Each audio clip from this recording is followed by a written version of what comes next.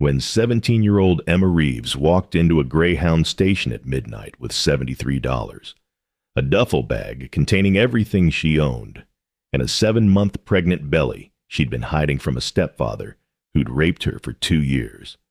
A stepfather who wore a Tulsa police detective's badge and was using official channels to hunt her. She was making her final attempt to ask for help after every system had failed her 3 times before. That whispered, "Are you going to hurt me?" to a gray-bearded Hells Angels president named Priest, who'd answered his daughter's call about a girl who needs help, would trigger the largest Hells Angels mobilization in Oklahoma history. 220 bikers, converging to protect a pregnant teenager the system had abandoned, investigate the corrupt cop who'd killed her mother for insurance money, and prove that sometimes the only justice left comes from people wearing outlaw patches. The Greyhound station in Tulsa, Oklahoma, smelled like diesel exhaust, stale coffee, and desperation.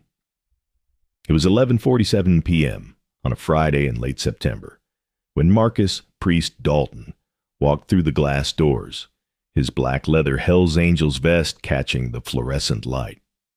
He wasn't there for a bus. He was there because his daughter had called him from 3 states away, voice tight with concern about a girl who needs help, Dad, like really needs help. Marcus was 59 years old, president of the Hells Angels Oklahoma chapter for the past 12 years, former Army chaplain who'd spent 2 tours in Afghanistan counseling soldiers through hell. He stood 6'1", with silver hair pulled back in a neat ponytail, a trimmed beard that had gone completely white, and the kind of calm presence that made people tell him their secrets, whether they meant to or not. The Hells Angels patches on his vest, the winged death's head logo on his back, the president rocker across his chest should have made him look dangerous. Instead, with his reading glasses hanging from a chain around his neck and the small silver cross tattooed on his left hand, he looked like what he was, a man who dedicated his life to protecting people who'd run out of options. The girl sat in the far corner of the waiting area, pressed into the angle where 2 walls met, as if trying to make herself disappear into the architecture. She couldn't have been more than 17, maybe 16, with long dark hair hanging in tangled curtains around a face that was trying very hard to show nothing at all. An oversized gray hoodie swallowed her frame, but it couldn't hide the unmistakable curve of her belly. 6 months pregnant, Marcus estimated, maybe 7. Her jeans were held together at the waist with a safety pin. Her sneakers had holes in both toes. A black duffel bag sat at her feet, so worn the fabric was splitting at the seams. But it was her eyes that made Marcus's chest tighten. They moved constantly, tracking every person who entered, every movement near her, every potential threat. Hypervigilance. He'd seen it in combat veterans, in abuse survivors, in people who'd learned that safety was a lie and danger could come from anywhere at any time. Marcus approached slowly, deliberately making noise so she'd hear him coming. When he was still 10 feet away, he stopped, kept his hands visible, and spoke in the gentle voice he'd once used to talk soldiers, down from panic attacks in field hospitals. "Evening," he said. "My daughter Sarah called me, said there was a young woman here who might need some help. Would that be you?" The girl's eyes snapped to his face, then immediately to his vest, taking in the patches, the club logo, the president rocker. Her body went rigid. For 3 long seconds she didn't breathe. Then, barely audible, "Are you going to hurt me?" The question landed like a punch. Marcus kept his voice steady, his body language open and unthreatening. "No, ma'am. I'm here to help if you want it. No pressure, no strings. My name's Marcus. Most people call me Priest because I used to be a chaplain. Sarah, my daughter, she volunteers at the Crisis Pregnancy Center downtown. She said you came in yesterday, and she's been worried about you." The The girl's hands moved to her belly, protective, instinctive. She shouldn't have called anyone. She didn't give me your name. Didn't tell me anything except that you were here and you looked scared. That's all I know. Marcus gestured to a chair about 6 feet from where she sat. Mind if I sit? My knees aren't what they used to be. She didn't say yes, but she didn't say no. Marcus took that as permission, lowered himself slowly into the chair, and waited. For a long moment, the only sounds were the hiss of bus brakes outside and the tinny announcement over the PA system about a delayed departure to Kansas City. Then, in a voice so small it was almost lost in the ambient noise, "Why would a Hell's Angel help me?" Marcus smiled slightly. Because that's what the patches mean. People think they mean we're criminals or troublemakers. Sometimes they mean we're the only ones who'll show up when everyone else looks away. You running from something. Her jaw tightened. She didn't answer. But the answer was written all over her. In the hypervigilance, in the way she'd chosen the most defensible position in the room, in the duffel bag that probably contained everything she owned. "Let me guess," Marcus continued, voice still gentle. "Somebody hurt you. Somebody you were supposed to be able to trust. You left. Been on your own for a while now. Baby's coming in a couple months and you're trying to figure out how to survive. How am I doing?" Tears welled in her eyes, but she blinked them back furiously. "You don't know anything about me." "You're right, I don't. But I know scared when I see it. And I know pregnant and alone when I see it. And I know that running out of money and options when I see it." He paused. "I also know what it looks like when someone's about to get on a bus to somewhere they don't really want to go because they're out of other choices." The girl's hands were shaking now.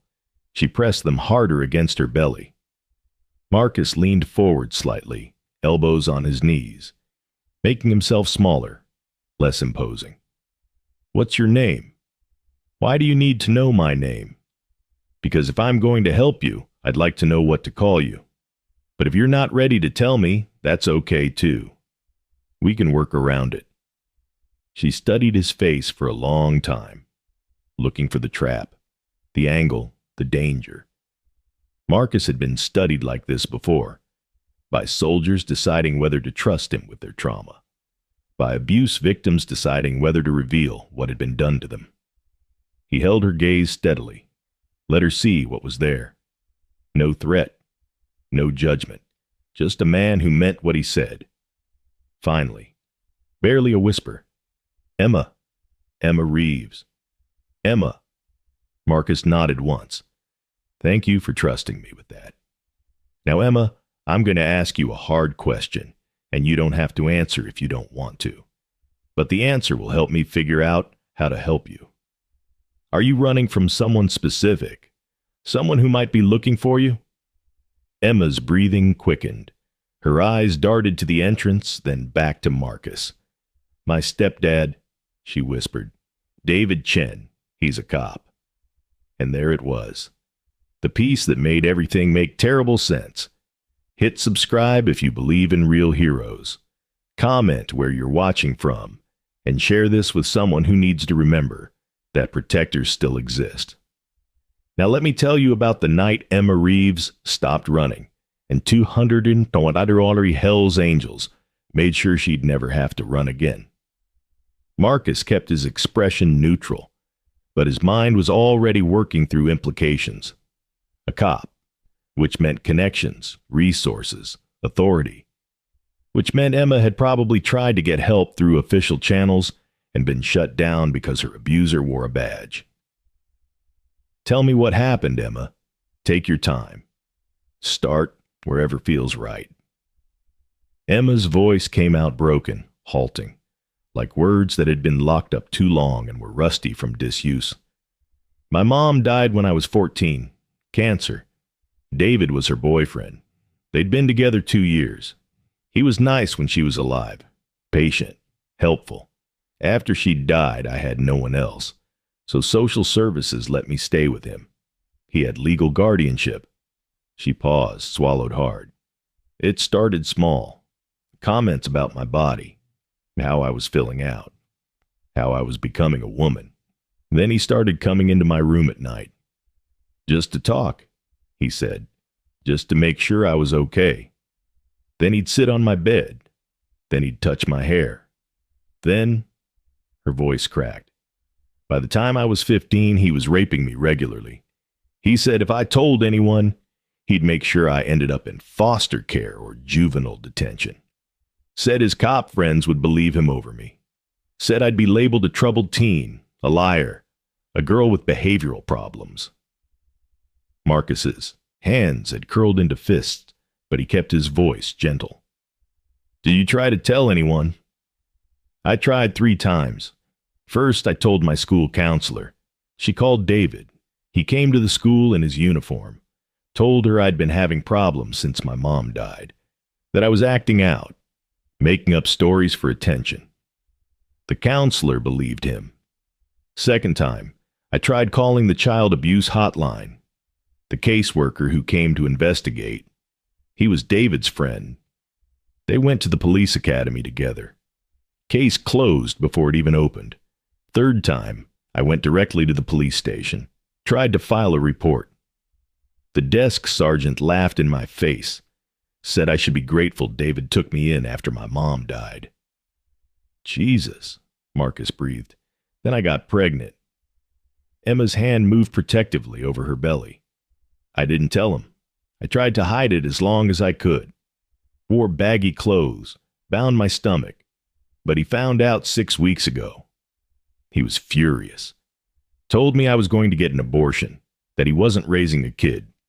When I said no, She touched her left arm unconsciously, and Marcus saw the faint yellowing of an old bruise beneath the sleeve. He said he'd make me lose it. Said he'd beat it out of me if he had to. That's when you ran. Emma nodded. Took what I could carry. Had $73 saved from babysitting. Got on a bus to Oklahoma City. Slept in shelters. Worked under the table at a laundromat for 2 weeks. That's when I found Sarah at the pregnancy center. She gave me food, clothes, baby supplies. But I can't stay. David filed a missing person report. Called me a runaway. He's been calling shelters, showing my photo.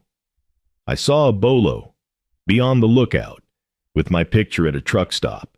Said I was mentally unstable, possibly armed. Needed to be returned to Guardian for psychiatric evaluation. He's using his badge to hunt you. Yes. Emma's voice dropped to barely audible. That's why I can't go to police. That's why I can't go to shelters. That's why I have to keep moving. Tonight I was going to get on the bus to Albuquerque. Thought maybe I could disappear in a bigger city. But then Sarah's text came through saying someone might be able to help. And I thought. She looked at Marcus with eyes that held more exhaustion than any 17-year-old should carry. I thought maybe one more try. One more chance before I disappear completely. Marcus was quiet for a moment, processing. Then he pulled out his phone. Emma, I need to make some calls. Would that be okay? Who are you calling?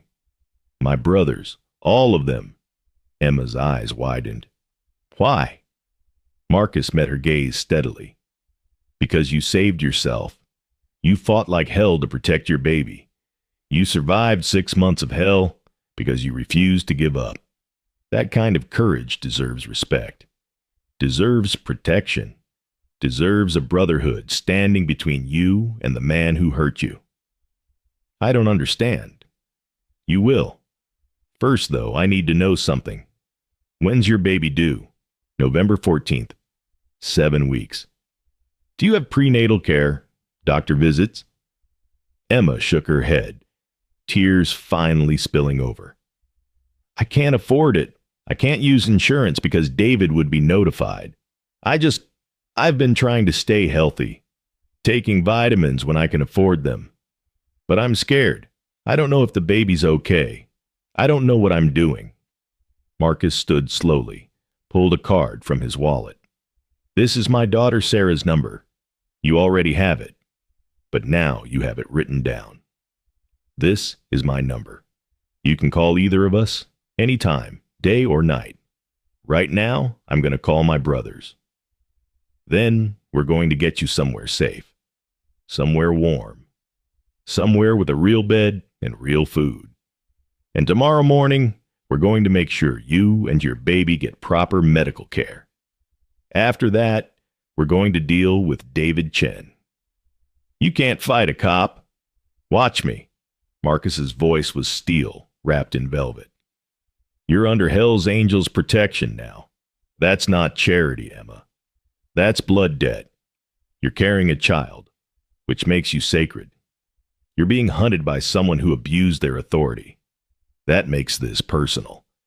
And you showed more courage in 6 months than most people show in a lifetime. That makes you family. Emma stared at him, unable to process what she was hearing. In 6 months of running, of fear, of sleeping in shelters, and eating from food banks and wondering if her baby would survive, not a single person had said anything like what this biker in leather and patches had just said. Marcus pulled out his phone and dialed. It rang twice. Reaper, it's Priest. I need you to send out the call. Full mobilization. Every chapter in Oklahoma. Every brother who can ride. A gravelly voice on the other end. What's the situation? We've got a pregnant 17-year-old who's been running from her stepfather for 6 months. He's a cop in Tulsa PD. He's raped her, beaten her, and is using his badge to hunt her down. She's 7 weeks from delivery and has had 0 prenatal care because she can't access the system without him finding her. Silence on the other end. Then, you're sure about this? I'm looking at her right now. She's got the 1,000-yard stare of a combat veteran and bruises that are still healing. She's 7 months pregnant, weighs maybe 90 pounds outside the baby, and she's wearing shoes with holes in them. This is a blood debt situation, Reaper. We're all in. How many do you need? Everyone. I want every brother within 100 miles at the clubhouse by dawn. And I want Wire to start pulling everything he can on David Chen. Employment records, complaints, incidents, everything. If this bastard's been abusing his badge, he's probably done it before. Consider it done. We'll see you at the clubhouse in 20. Marcus ended the call and looked at Emma. You ready to stop running? What did you just do? I called in a debt. By morning, you're going to have about 200 bikers, making sure you and your baby are safe. But first, we need to get you out of this bus station. My truck's outside. I'm going to take you to our clubhouse. It's safe, it's warm, and there are women there who can help you. My old lady, my wife, Sandra. She's a former labor and delivery nurse. She can check on you and the baby tonight. Tomorrow we'll get you proper medical care. You okay with that? Emma looked at the duffel bag at her feet, at the bus schedule board showing departures to places she didn't want to go, at this gray-bearded biker who'd shown her more protection in 20 minutes than the entire system had shown her in 6 months. Why? She whispered. Why are you doing this? Because 15 years ago, I lost my daughter Jessica to domestic violence. Her boyfriend killed her, and I wasn't there to stop it. I was deployed in Afghanistan, counseling other people's kids through their trauma, while my own daughter was being beaten to death by a man she trusted. Marcus's voice was steady, but Emma could see the old pain in his eyes. I can't bring Jessica back, but I can make damn sure no other girl suffers when I have the power to stop it. You're not alone anymore, Emma. You haven't been alone since you walked into my daughter Sarah's center. You just didn't know it yet. Emma grabbed her duffel bag with shaking hands. Okay, she whispered. Okay. The Hells Angels Oklahoma clubhouse sat on 10 acres outside Tulsa, a low, sprawling building that had once been a warehouse. As Marcus's truck pulled up to the gate at 12:47 a.m., Emma could see motorcycles already parked in neat rows, and more arriving every few minutes. The deep rumble of Harley engines filled the night air. "How many people are here?" Emma asked, voice small. "Right now, maybe 30. By dawn, 200. Maybe 220. "Why so many?" "Because that's what brotherhood means." Inside, the clubhouse was surprisingly clean and organized. A large common room with pool tables and a bar, but also a kitchen that smelled like fresh coffee, hallways leading to private rooms, and a back area that looked like it had been set up as an impromptu medical station. A woman in her late 50s emerged from the medical area, Sandra Dalton, with kind eyes and gray hair pulled back in a practical ponytail. She wore jeans and a Hells Angels Property of Priest t-shirt, and her expression softened immediately when she saw Emma. "Oh, honey," Sandra said gently, "you look exhausted. Come on back here. Let's get you checked out, get some food in you, and find you a bed." Emma hesitated, then followed. In the medical area, Sandra worked with practiced efficiency, checking blood pressure, listening to the baby's heartbeat with a portable fetal Doppler, asking gentle questions about Emma's health and the pregnancy. "Baby's heartbeat is strong," Sandra said, smiling. 145 beats per minute. Perfect. When's the last time you ate a real meal?" "Yesterday morning. Sandwich from a gas station." Sandra's expression tightened, but her voice stayed gentle. "Okay, we're going to fix that. You're dehydrated and underweight, but nothing we can't address. First trimester was probably rough with no prenatal care, but baby seems to be doing fine. We'll get you to a proper OB tomorrow. For tonight, you need food, fluids, and rest." Over the next hour, Emma ate soup and sandwiches that Sandra prepared, drank water and juice, and slowly began to believe that maybe, possibly, this was real. That these people in leather and patches weren't going to hurt her. That she might actually be safe. By 3 a.m., Emma was asleep in a small but clean private room, locked from the inside, with Sandra's number programmed into a prepaid phone Marcus had given her.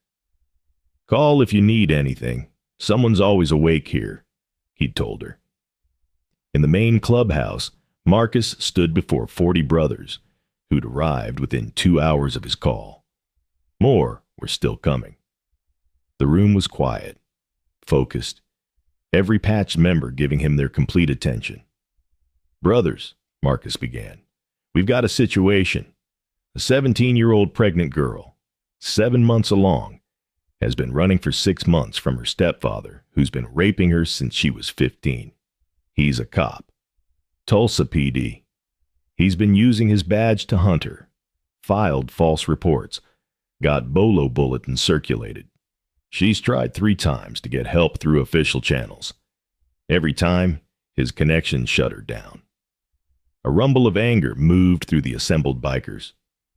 "She's 7 weeks from giving birth. She's had 0 prenatal care because she can't access the system without him finding her. She's exhausted, underweight, scared, and she's got nowhere else to go." Priest paused. "She's under our protection now. Full blood debt. We're going to make sure she's safe. Her baby's safe. And that David Chen pays for what he did." "Wire," Priest called out. A lean man in his 30s, with wire-rimmed glasses and the look of someone more comfortable with computers than people, stepped forward. "I need everything on David Chen. Work history, complaint records, arrest records, financial records, social media, everything. If he's dirty enough to rape his stepdaughter, he's dirty enough to have other skeletons. Find them." "On it," Wire said. "Doc," Priest continued. A woman in her 40s with the calm competence of medical training stood. "You're coordinating Emma's prenatal care. I want a full OB workup tomorrow. Blood work, ultrasound, nutritional assessment, everything she should have had for the past 6 months. And I want it done somewhere David Chen can't track. I've got contacts at St. Francis, off-the-record clinic services. I'll make the calls first thing. Doc replied. Bones! An older man, former police detective, gray beard and sharp eyes. You're investigating the system failures. I want to know who Emma talked to, who shut her down, which cops are dirty, which caseworkers failed her. Build me a pattern. Understood. Everyone else, we're on rotation. Emma doesn't go anywhere without protection. When she goes to doctor appointments, we escort. When she eventually has that baby, we make sure the hospital is locked down. David Chen doesn't get within 100 yards of her. Clear? Clear, came the unanimous response. Tell us in the comments where you're watching from today, because this story will remind you that child protection matters everywhere in the world, that corrupt officials exist in every town and city, and that sometimes the only people willing to stand up to authority are the ones society thinks are dangerous. Your attention to vulnerable people in your own community could mean the difference between a teenager disappearing into the system or finding the protection she desperately needs. Over the next 3 days, the Hells Angels investigation unfolded with military precision. Wire pulled David Chen's records and found a pattern. 42 years old, 18 years with Tulsa PD, currently a detective in the Major Crimes Unit. 3 excessive force complaints in his file, all dismissed. 2 internal affairs investigations, both closed with no findings. A mortgage on a house worth $380,000 on a salary of $78,000. No explanation for the discrepancy. Credit card bills showing regular payments to escort services and adult entertainment establishments. But the real smoking gun came from Wire's deep dive into Emma's mother's death. Priest, you need to see this, Wire called, laptop open on the clubhouse table. Marcus leaned over, reading the medical examiner's report on Michelle Reeves's death.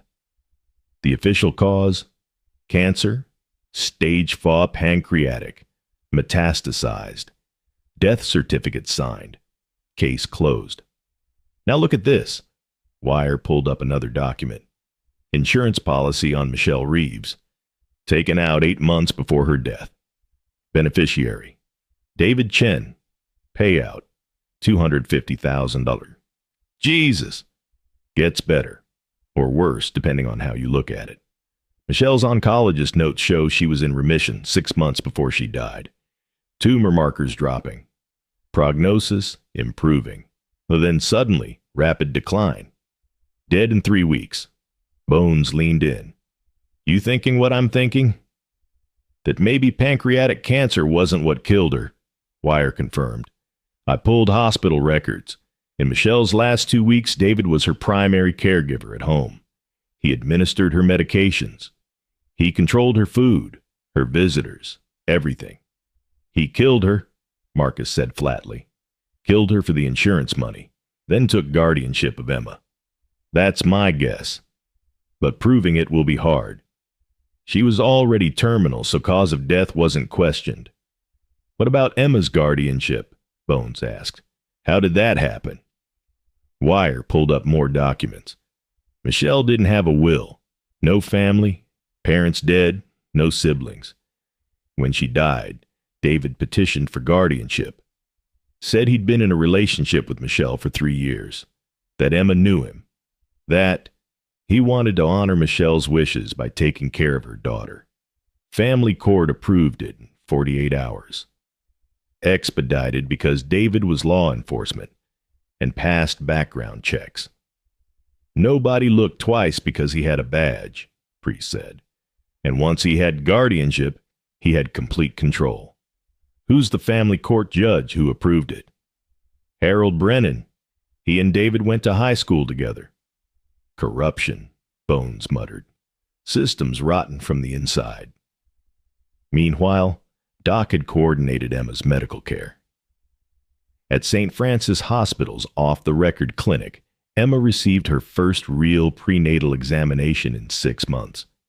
The OB, Dr. Patricia Martinez, worked carefully, gently, explaining everything she was doing. Baby's measuring right on schedule. Dr. Martinez said, pointing at the ultrasound screen. Good heartbeat. Good movement. Placenta looks healthy. You're at 31 weeks, so you've got about 9 weeks to go. Have you thought about where you want to deliver? Emma looked at Doc, who sat beside her. I don't know. I didn't think I'd make it this far.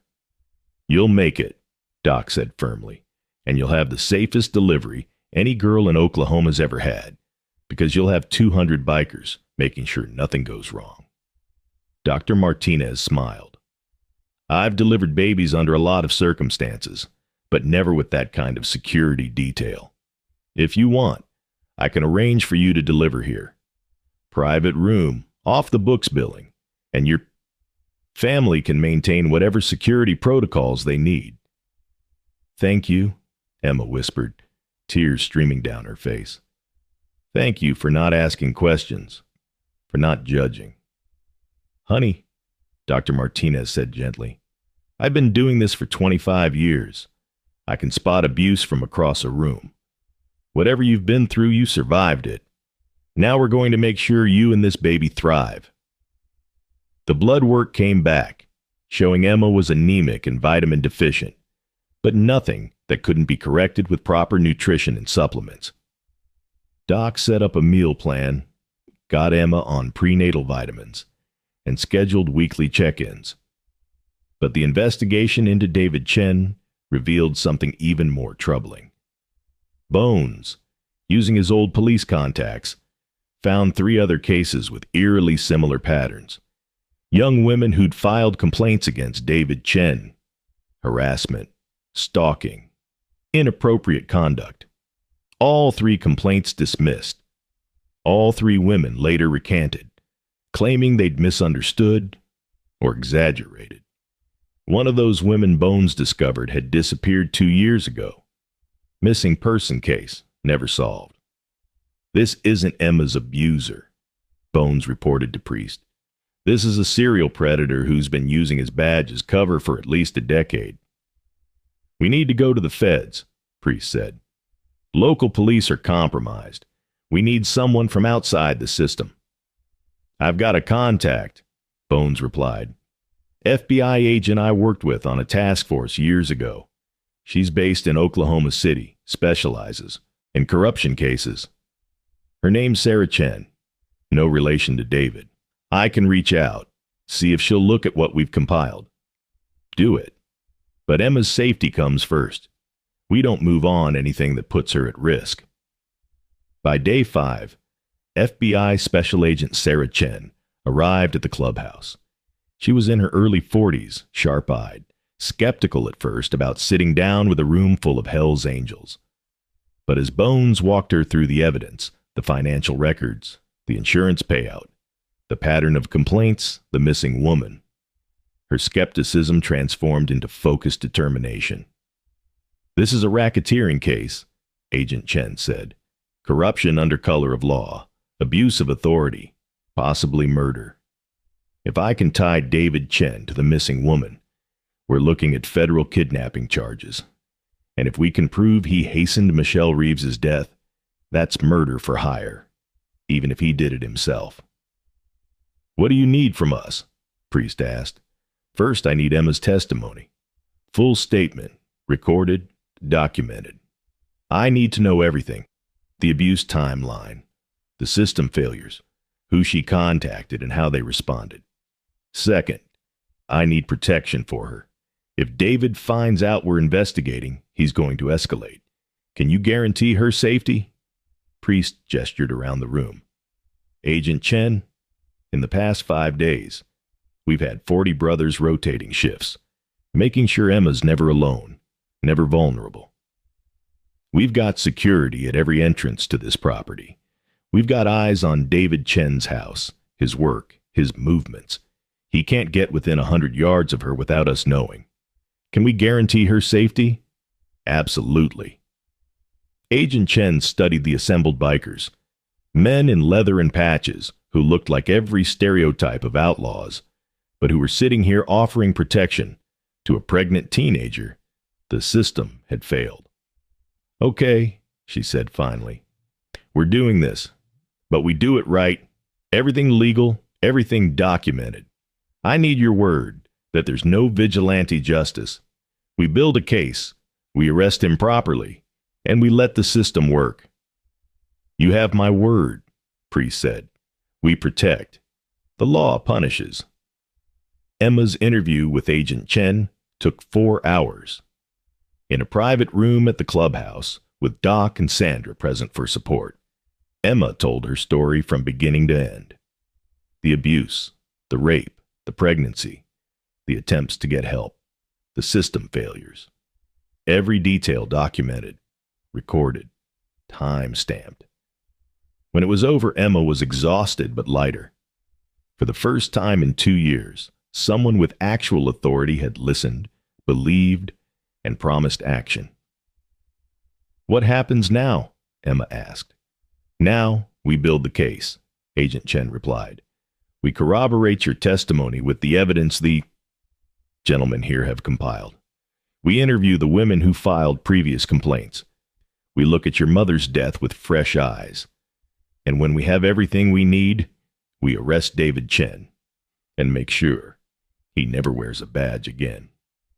How long will that take? 2 weeks, maybe 3. Can you stay safe that long? Emma looked around the room at Priest, at Doc, at Sandra, at the brothers standing watch at every door.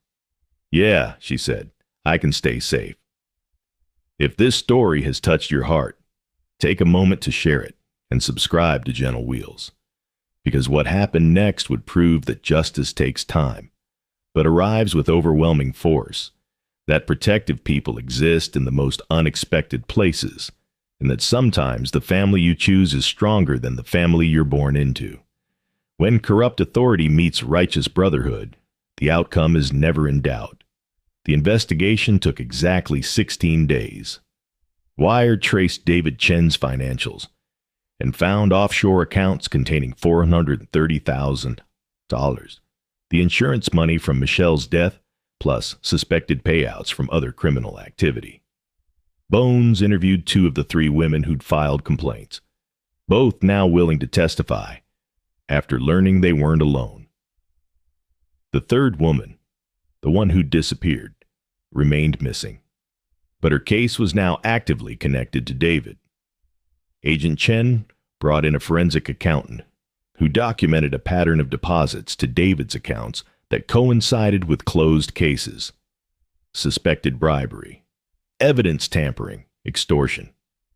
The cancer specialist who'd treated Michelle agreed to review the case and stated on record that the rapid decline was inconsistent with natural progression and worthy of investigation. Meanwhile, Emma continued to heal. Proper meals, prenatal vitamins, regular medical care, and perhaps most importantly, safety. She gained 12 pounds in 3 weeks. Color returned to her face, and the hypervigilance began to slowly ease. She still flinched at loud noises, still checked exits when entering rooms. But she slept through the night for the first time in months. The clubhouse had become her home. Sandra taught her to knit baby blankets. Doc walked her through childbirth preparation classes. Wire set up a secure laptop so Emma could continue her online high school coursework. Brothers brought her books, food cravings, pickles and ice cream at 2 a.m., delivered without complaint, and treated her with a gentleness that contradicted everything society said about men who wore outlaw patches. On October 28th, 17 days after Emma had walked into that bus station, Agent Chen called Priest. We're moving. Arrest warrant signed for David Chen. Multiple charges. Rape of a minor, sexual assault. Corruption, under color of law. Fraud. Suspected homicide in Michelle Reeves's death. I've got 20 agents ready to execute. We're hitting his house at 6 a.m. tomorrow. You want us there? No. But I want you ready in case he runs. Can you have eyes on his house? We've had eyes on his house for 2 weeks. If he tries to run, we'll know. At 6:07 a.m. on October 29th, FBI agents surrounded David Chen's house. He was arrested without incident, handcuffed in his kitchen while eating breakfast, his service weapon secured, his badge confiscated.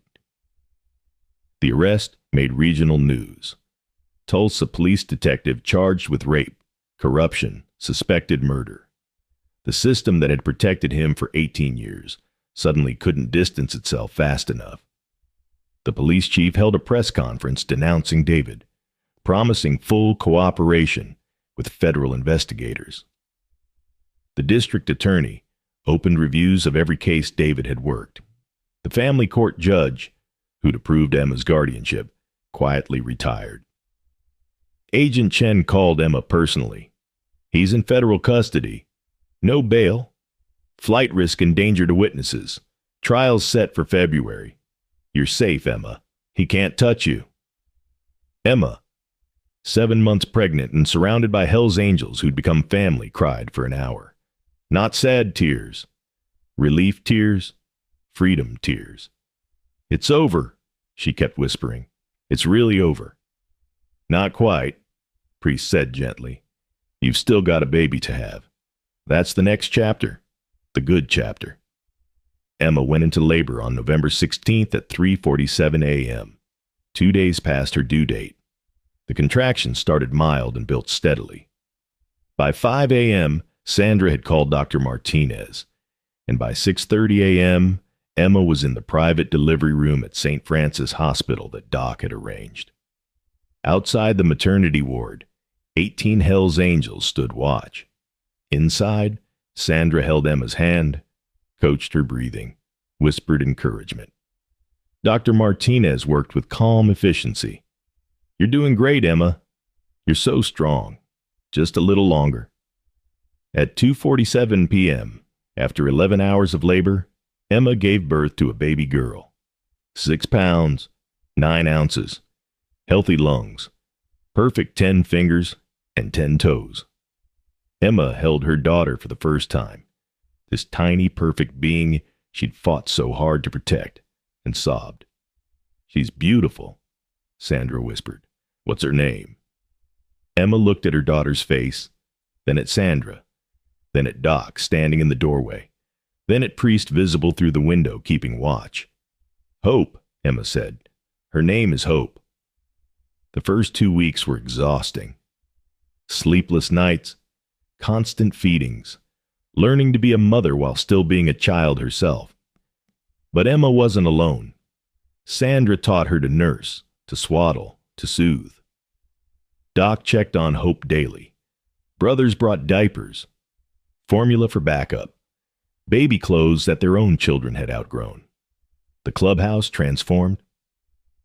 A nursery appeared, painted soft yellow, filled with a crib, changing table, rocking chair, all donated or built by brothers who had carpentry skills.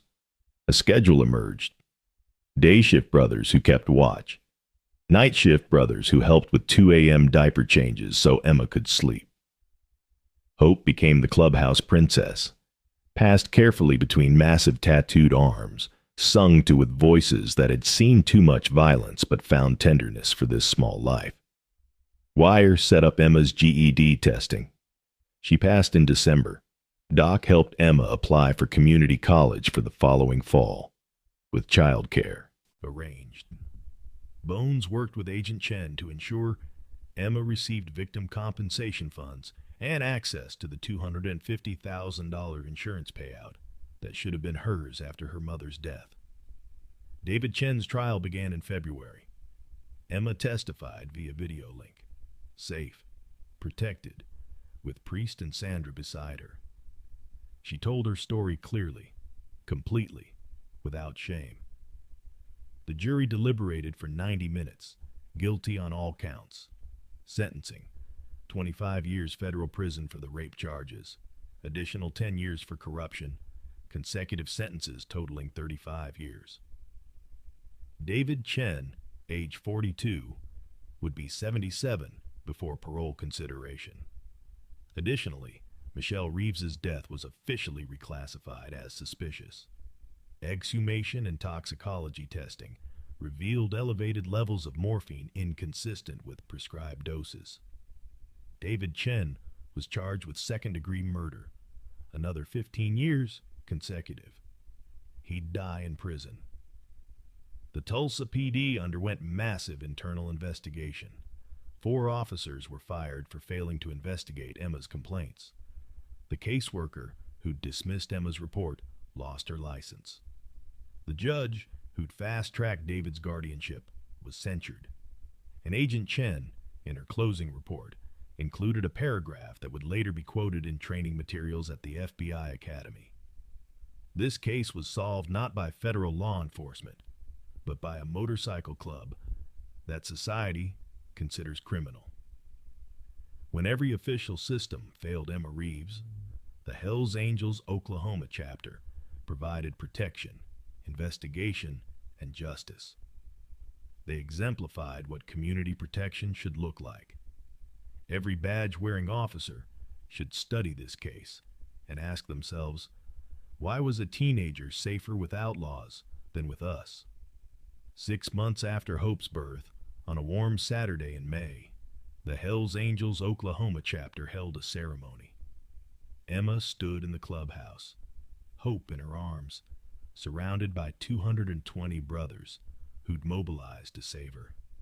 She was 18 now, legally an adult, enrolled in community college studying social work. Hope was healthy, happy, reaching milestones exactly as she should. Priest stepped forward holding something small in leather. Emma, when you walked into that bus station 7 months ago, you were alone, scared, and out of options. You'd been failed by every person who was supposed to protect you, but you survived. You protected your daughter. You found the courage to try one more time for help.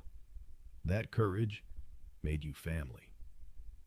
He held up a small leather vest, infant-sized, with a custom patch on the back, a small angel with the words, "Protected by Hell's Angels," embroidered beneath. This is for Hope. It's not a full patch. She's not a member, but it's a promise that every brother in this club and every brother in every chapter across the country will protect her, that she'll grow up knowing she's safe, that her mother's courage saved both of them. Emma took the tiny vest, tears streaming down her face, yet dressed Hope in it. The baby girl, now 6 months old, grinned toothlessly, grabbing at the leather with small hands.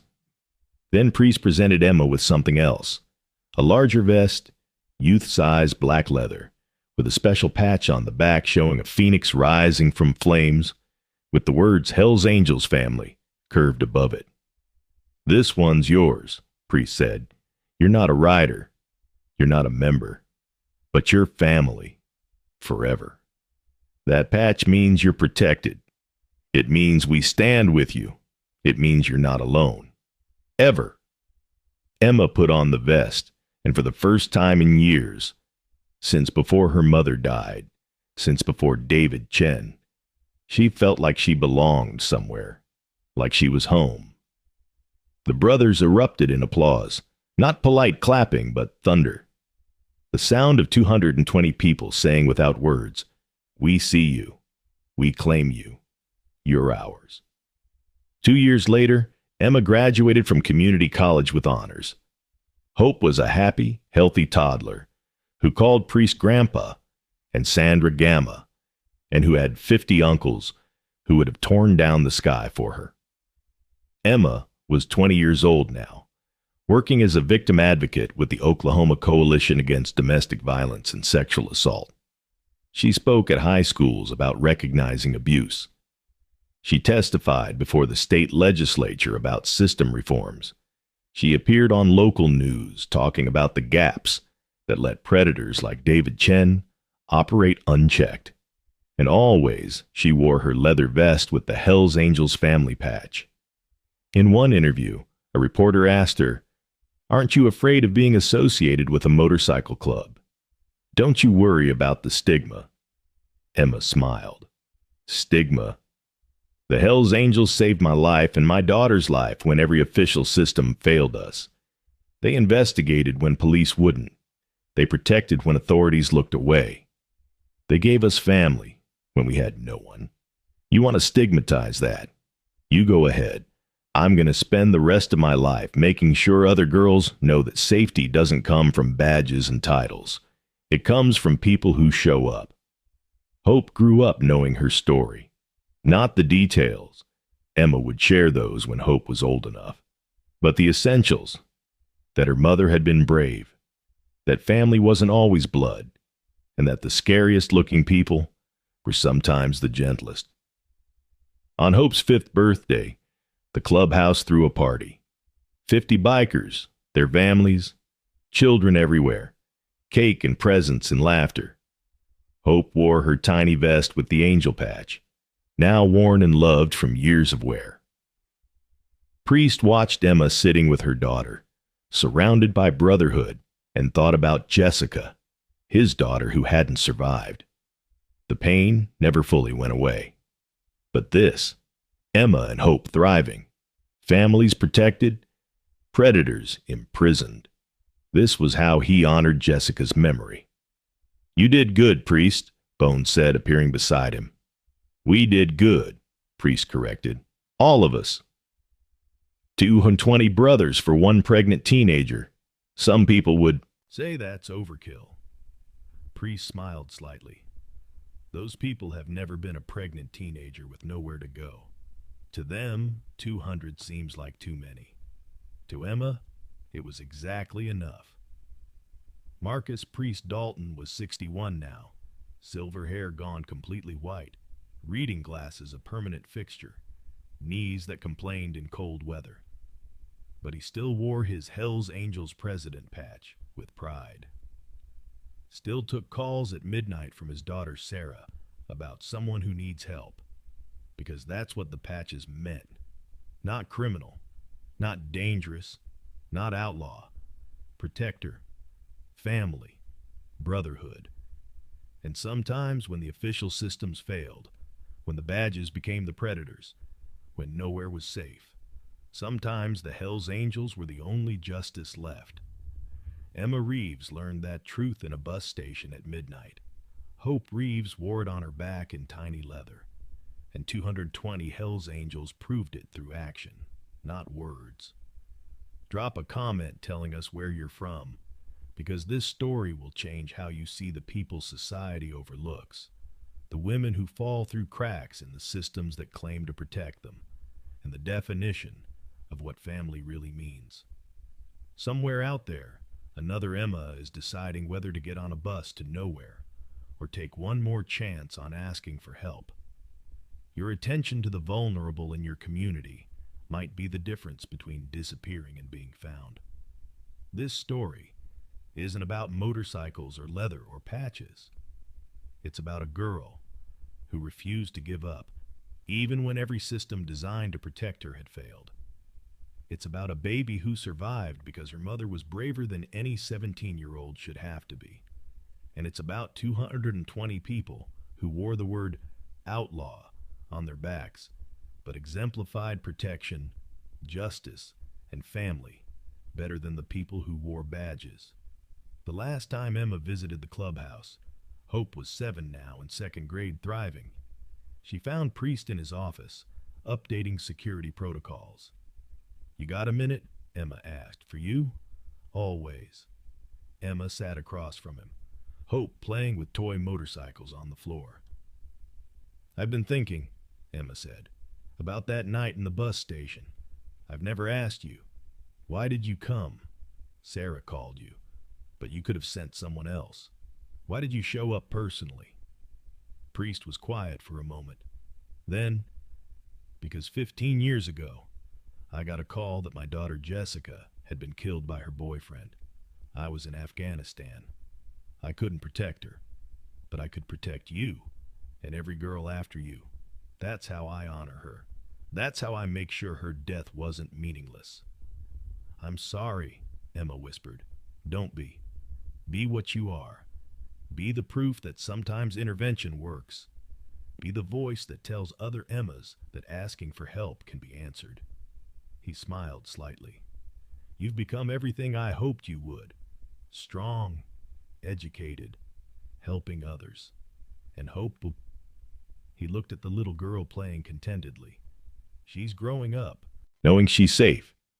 That's the win, Emma. That's what matters. Thank you, Emma said, for everything, for showing up, for calling your brothers, for making sure we survived. Thank you for trusting us, for giving us the chance to be what we're meant to be. Thank you for watching this story. If it reminded you that corrupt authority exists in every system, that vulnerable pregnant teenagers need protection everywhere in the world, and that sometimes the people society fears are the very people who will stand in the gap when institutions fail, please share it. Subscribe to Gentle Wheels for more stories proving that family is defined by action, not blood, that justice takes time, but arrives with overwhelming force, and that asking for help, even when you've been failed before, can still be answered by the right people. Tell us in the comments, have you ever been helped by someone unexpected? Have you seen systems fail vulnerable people? Have you witnessed real protection that came from outside official channels? Your awareness matters, because right now, another Emma is deciding whether to run or ask for help one more time. Be the reason she chooses hope.